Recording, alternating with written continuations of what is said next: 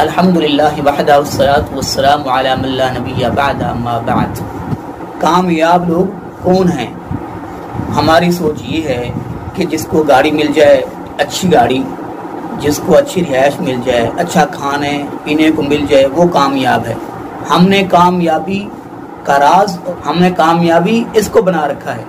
حالانکہ جو انسان بھی دنیا میں آیا ہے، جس کو بھی اللہ پاک نے پیدا کیا ہے، روزی اللہ پاک نے اس کی لکھ دی ہے، اس نے کھانا ہی کھانا ہے، وہ لقمہ جو اس کے لیے لکھ دیا گیا ہے، چاہے وہ زمین کے اندر پڑا ہے، چاہے پہاڑوں کے درمیان میں وہ رکھا ہوا ہے، میری مقدر میں، میری تقدیر میں ایک لقمہ لکھ دیا گیا ہے، وہ دنیا کے آخری کونے میں وہ پڑا ہوا ہے، میں نے اس کو کھا کے رہنا ہے۔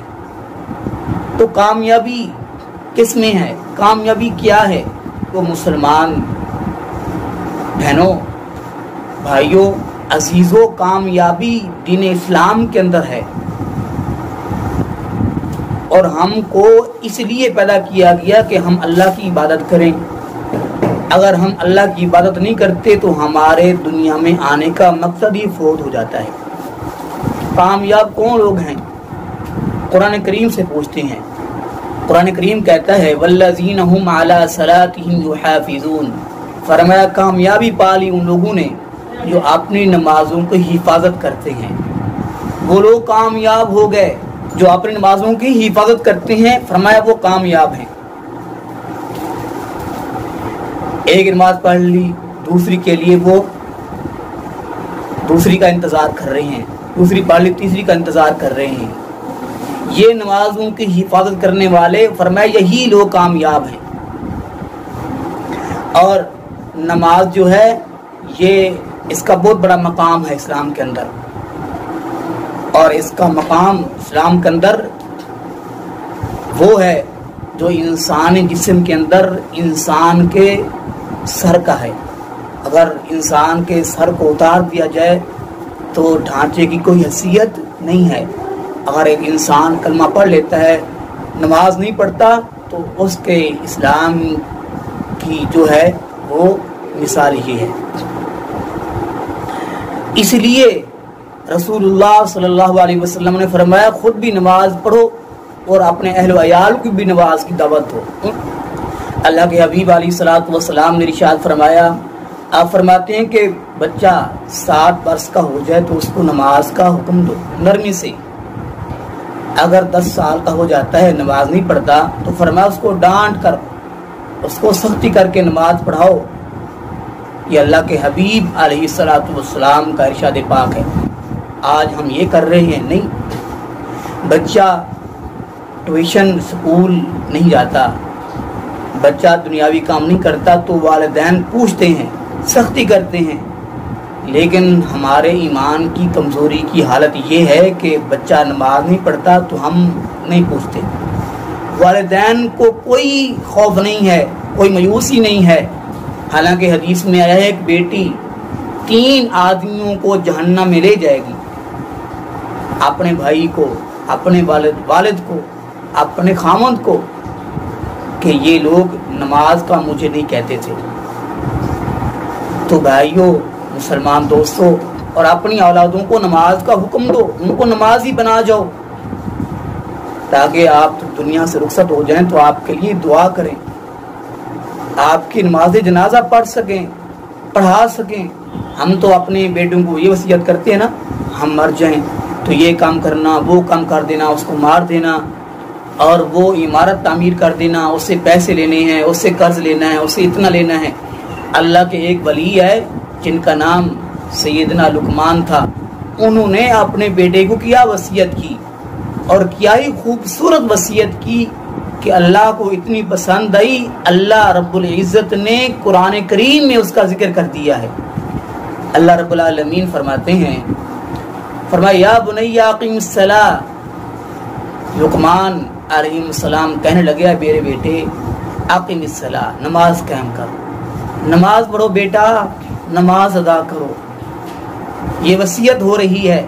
اور آگے فرمایا وَأْمُرْ بِالْمَعْرُوفِ وَانْهَ عَنِ الْمُنْكَرِ، فرمایا کہ بیٹا نیکی کا حکم دو اور برائی سے منع کرو۔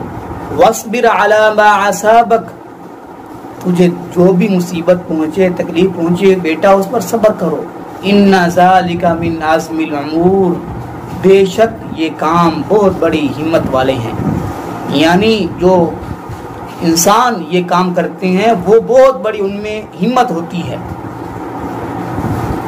آج ہم وصیت کرتے ہیں تو ہم کو یہ وصیت کرنی چاہیے جو اللہ کو اتنی پسند آئی کہ اللہ نے قرآن کا حصہ بنا دیا. حضرت ابو ہریرہ رضی اللہ تعالیٰ عنہ بیان فرماتے ہیں کہ اللہ کے حبیب علیہ الصلوۃ والسلام نے ارشاد فرمایا، رحم اللہ رحم کرے رجلن، ایسے آدمی پر جو رات کو نماز کے لیے اٹھتا ہے. اب یہاں اللہ کے حبیب علیہ السلام دعا کر رہے ہیں. آج نا ہم پریشان ہوتے ہیں، ٹینشن آتی ہے، مصیبت آتی ہے تو ہم کہتے ہیں بھائی دعا کرو، مولوی صاحب دعا کرو، قاری صاحب دعا کرو، والدہ دعا کریں، والد دعا کریں، نیک لوگ دعا کریں، اللہ کے اولیاء، اللہ کے دوست، اللہ کے ولی دعا کریں.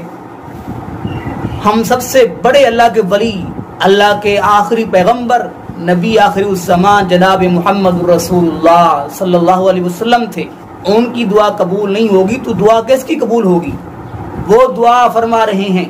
اور دعا کس کے لیے؟ فرض نماز نہیں، یہاں نفل نماز کی بات ہو رہی ہے. فرمایا رحم اللہ رحم فرمائے ایسے آدمی پر جو رات کو نماز کے لیے اٹھتا ہے. یہاں نماز تہجد مراد ہے، اور اپنی بیوی کو، اپنی زوجہ کو اٹھاتا ہے. وہ نہیں اٹھتی تو پیار سے اس کے منہ پر چھینٹے مارتا ہے تاکہ وہ بھی اٹھ کے نماز پڑھ لے.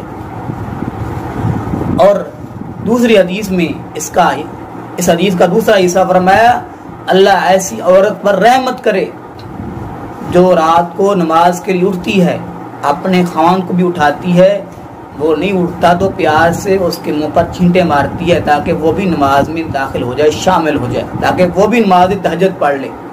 سبحان اللہ. تو اللہ کے رسول کی دعائیں لینی چاہیے. اور رب کعبہ کی قسم ہے کہ نبی کی دعا کبھی رد نہیں کی جاتی. جس کے لیے نبی دعا کر دیں کہ اللہ رحم کرے، اللہ رحمت نازل فرمائے ان لوگوں پر جو نماز کے لیے اٹھیں اور اپنے اہل و عیال کو بھی ساتھ اٹھائیں. نہ اٹھیں تو ان پر پانی کے چھینٹے ماریں تاکہ وہ نماز میں شامل ہو جائیں، نماز پڑھیں. اللہ تعالیٰ سے دعا ہے اللہ تعالیٰ ہم سب کو 5 وقت کا نمازی بنائے. جو میں نے آپ کو سنایا ہے، آپ نے سماعت کیا ہے، اللہ تعالیٰ مجھ سمیت تمام مسلمانوں کو اس پر عمل پیرا ہونے کی توفیق نصیب فرمائے. اللہ کے حبیب کا پیغام سن کر ہماری ذمہ داری ہے کہ اس پیغام کو آگے شیئر کیا جائے.